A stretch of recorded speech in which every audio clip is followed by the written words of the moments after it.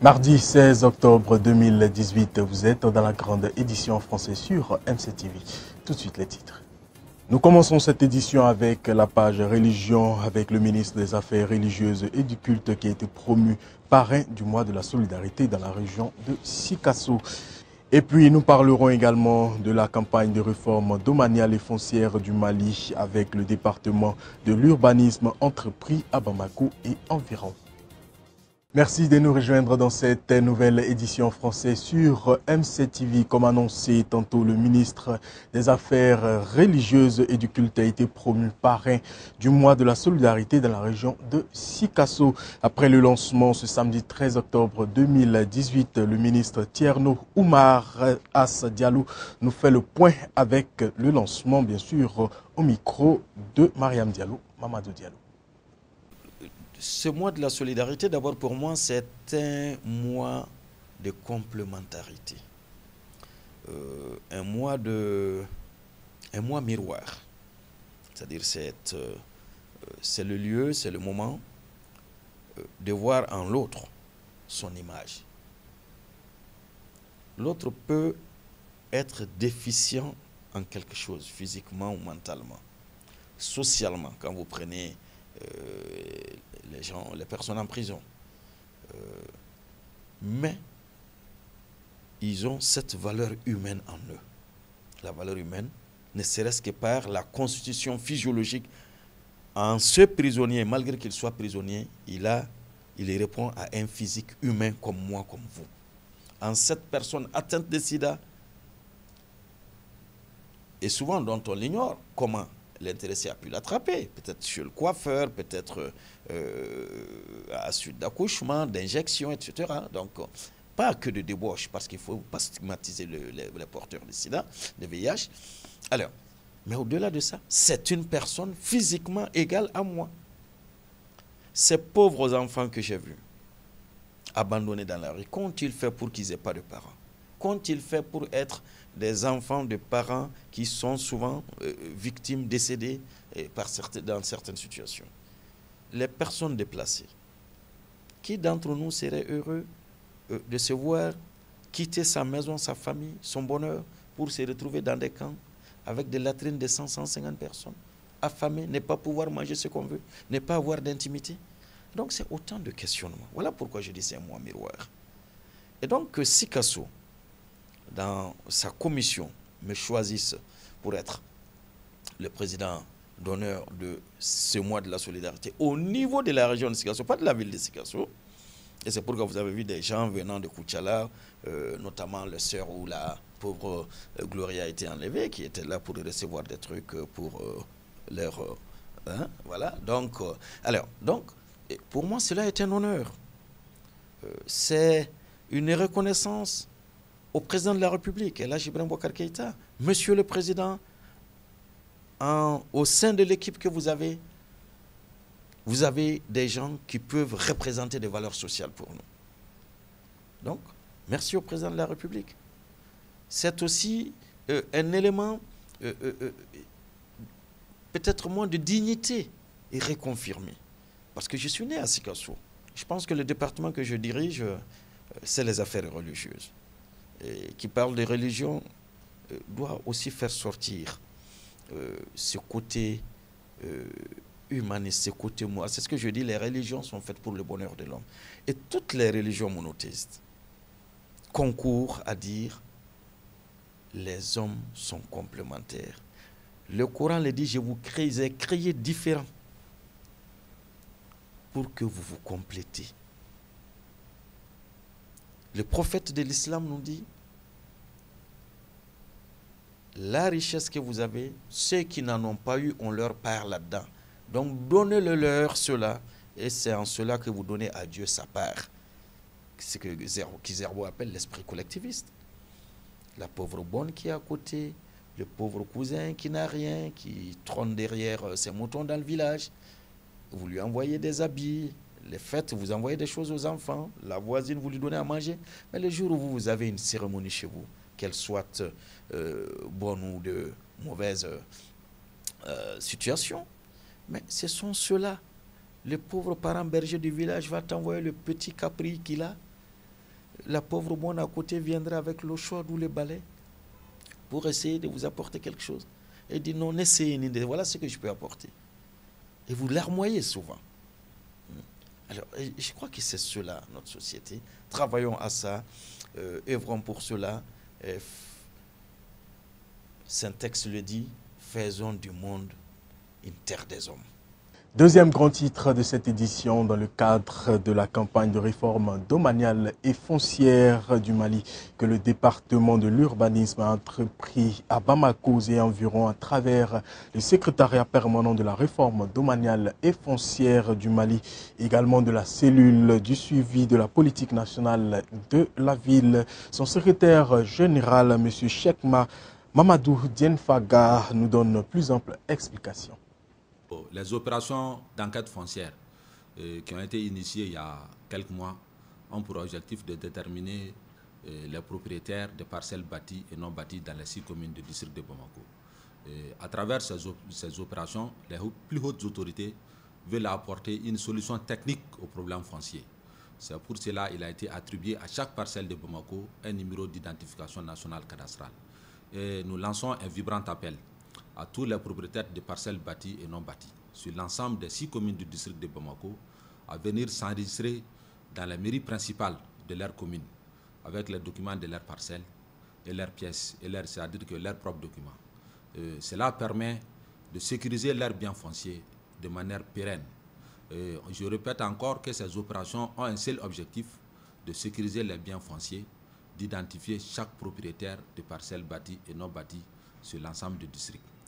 Donc, tout propriétaire de parcelles bâties et non bâties ayant déjà reçu le numéro d'identification nationale cadastrale non encore enregistré, de venir avec ses documents de parcelles dans la mairie principale pour procéder à l'enregistrement de son bien foncier.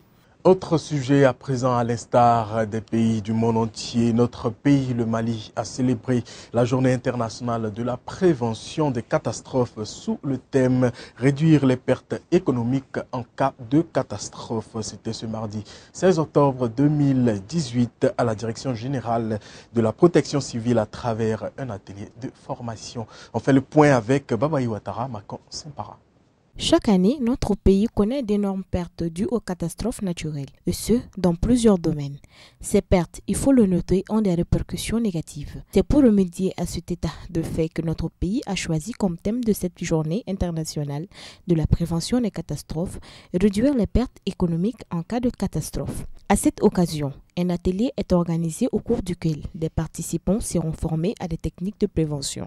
Le changement climatique, effectivement, engendre beaucoup plus de catastrophes, comme nous l'avons vécu cette année.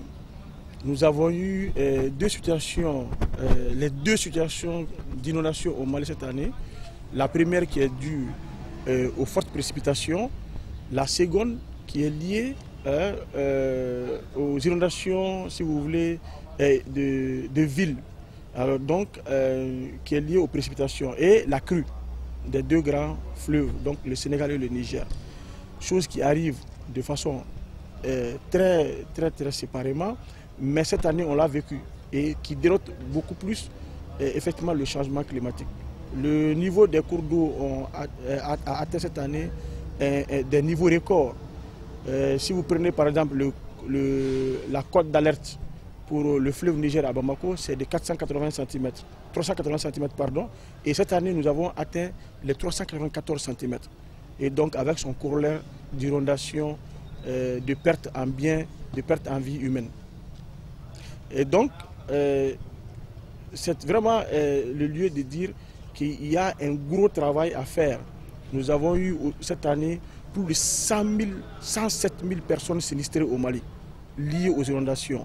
Et donc avec plus de 12 000 maisons effondrées ou endommagées. Et avec plus de des milliers d'animaux emportés par les eaux. Donc ce qui veut dire que les pertes économiques sont importantes, hyper importantes. Cela, c'est sans compter sur le nombre de personnes décédées suite à ces inondations et le nombre de malades. Voilà. Notons que le thème choisi pour cette année est en rapport étroit avec l'actualité du pays qui a été marquée par de nombreuses inondations. Notons surtout que cette cérémonie a marqué la présence du directeur général de la protection civile. Nous parlons de l'actualité chez nous au Mali, mais il y a également l'actualité internationale qui nous intéresse. Feuilletons ensemble avec Fatoumata Kamara. Ali Bongo dispose d'une majorité à l'Assemblée nationale. Sa formation politique, le Parti démocratique gabonais, a remporté dès le premier tour 74 des 143 sièges mis en jeu lors des législatives du 6 octobre, selon les résultats publiés samedi. Autre enseignement de ce vote, le taux d'abstention estimé à 41,37%, alors que le taux de participation de son côté est de 58,63%. Ces élections étaient les premières organisées au Gabon depuis la présidentielle controversée de 2016. Le principal opposant du pays, Jean Ping, a boycotté cette consultation électorale. Le niveau élevé d'abstention traduit l'échec du projet du pouvoir illégitime, a fait savoir son parti, la Coalition pour la Nouvelle République, dans un communiqué. Alors qu'une frange de l'opposition était en lice, 4 opposants ont du reste été élus au premier tour. La seconde manche de ce scrutin aura lieu le 27 octobre. Devant le consulat d'Arabie Saoudite à Istanbul, un balai inhabituel. Un peu plus tôt, une délégation saoudienne arrivait en Turquie. Objectif, participer à l'enquête sur la disparition de Jamal Khashoggi. Depuis sa visite au consulat le 2 octobre dernier, le journaliste saoudien s'est évaporé. Pointé du doigt, Riyad nie toute responsabilité dans sa disparition et affirme que le journaliste a bien quitté le consulat à l'issue de son entretien. Problème, aucune image ou vidéo ne le prouve. Après Ankara, Londres et Washington, la France a réagi à son tour sur cette affaire. Interrogé sur notre antenne, le président français a évoqué des faits très graves. J'attends que les vérités et la clarté complète soient établies, mais la France, instamment, souhaite que tout soit mis en œuvre pour que nous ayons toute la vérité sur cette affaire, dont aujourd'hui les premiers éléments sont pour moi extrêmement inquiétants et d'une nature profondément grave. Selon des sources turques, Jamal Khashoggi aurait été assassiné. D'après le Washington Post, la Turquie aurait en sa possession des enregistrements audio et vidéo prouvant que le dissident a bien été tué à l'intérieur du bâtiment. Résidant aux États-Unis, Jamal Khashoggi travaillait notamment pour le journal américain. Sa disparition a entraîné de vives réactions aux États-Unis. De nombreux responsables demandent désormais à Washington de réexaminer ses contrats de vente d'armement à l'Arabie Saoudite. Une hypothèse balayée par le président Donald Trump. L'administration américaine s'est contentée de demander une enquête approfondie. Sport à présent, dans le cadre de l'ouverture officielle de la saison 2018-2019, la Ligue de football du district de Bamako a organisé sa traditionnelle Coupe de la Ligue dont le démarrage est prévu pour demain mercredi 17 octobre 2018 à 16h au stade Mamadou Konaté. Pour avoir plus de détails sur la dite compétition, notre équipe de reportage est allé à la rencontre du président de la Ligue, à la personne, bien sûr, de M. Kassoum Koulibaly, dit Yambox. La Ligue de football de Bamako se porte bien et nous allons entamer bientôt le parti du 17 de ce mois. Nous allons entamer le tournoi qui porte le nom de la Ligue de Bamako. Donc ce sera l'ouverture de notre saison vers le 17 de ce mois. On fait des réunions, il y a des commissions, il y a des commissions chargées, la commission chargée du football amateur, la commission d'organisation et le secrétariat. Ils ont préparé ensemble tout ce qu'il faut comme préparatif, comme mise au point pour aller à cette tournoi de la Ligue de Bamako. Ils ont rédigé un règlement d'abord de la coupe parce qu'une coupe ne peut pas être jouée sans règlement. Donc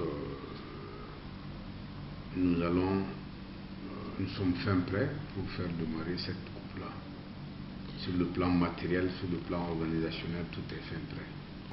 Bon, moi je ne peux pas vous dire tout de suite que tous les clubs sont prêts. Je crois que on crée une équipe, c'est pour participer, c'est pour jouer sur le terrain. Une équipe, c'est pas fait pour le salon. Et je souhaite ardemment que toutes les équipes soient prêtes, même s'ils ne sont pas fin prêtes. mais qu'ils soient vraiment engagés pour ce tournoi parce que, vous savez, on a fait 2 ans sans football pratiquement au Mali. Cette année, la saison passée, on a joué que la Coupe du Mali. Donc, le Bamako a une forte contingent d'équipes en première division. Nous avons, je crois, 12 équipes en première division. Donc, nous, il faut qu'on commence la saison pour que les équipes puissent être compétitives avant le début du championnat. Les sportifs maliens, ce que j'ai à leur dire, c'est que vraiment qu'ils viennent au terrain, qu'ils acceptent de prendre les tickets. Bientôt, le Mali doit rentrer dans le professionnalisme. On ne peut pas faire le professionnalisme sans le public. Donc les sponsors aussi, s'il n'y a pas assez de public, s'il n'y a pas assez de monde, ça va être très très difficile qu'il y ait une visibilité pour leurs produits. Donc ardemment, moi je demande à tous les supporters qu'on se donne la main, qu'on ne regarde plus derrière nous, qu'on laisse le passé du football malien, ce passé douloureux, et qu'on regarde devant. On regarde devant, qu'on passe à ces enfants-là, à ces multiples enfants qui sont là, qui veulent vraiment, qui ont pris le football comme métier et qui veulent vraiment faire ce métier-là. Donc moi je dis au public de venir, de supporter leurs équipes. Il y a toujours un gagnant et un perdant dans le football, ce n'est qu'un jeu. Donc je leur demande d'être présents et d'être fair-play.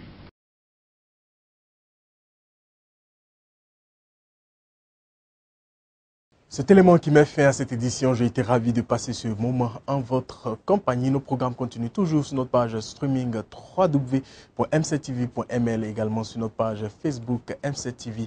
Demain, vous serez en compagnie de Fanta Nene Sila. Je vous souhaite excellente soirée à tous et à toutes. Bonsoir.